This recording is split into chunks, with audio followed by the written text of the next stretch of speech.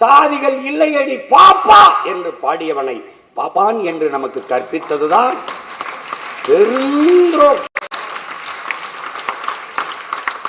திருப்பி நான் வந்து என்ன சொல்ல வேண்டியது இருக்கு? பாரதி ஒரு பாப்பான். ஏன் மனித பிறப்பிலே உயர்ந்தவன் தாழ்ந்தவன் என்று பாகுபாடு பாராட்டாது எல்லாரையும் சமமாக பார்ப்பான். அதனால் அவன் பார்ப்பான்.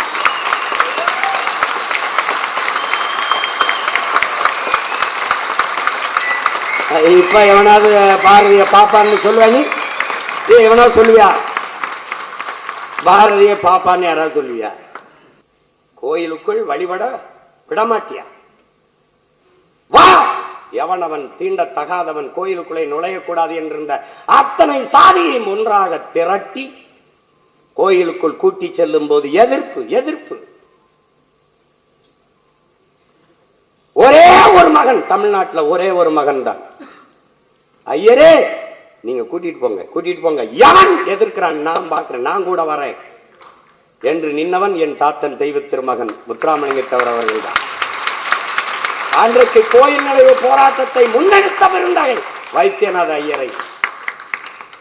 ஏன் அப்படிலாம் எங்க ஐயா ஈவேரா ஒரு போராட்டத்தை எடுத்தாருன்னு ஒரு செய்தி வரலையா?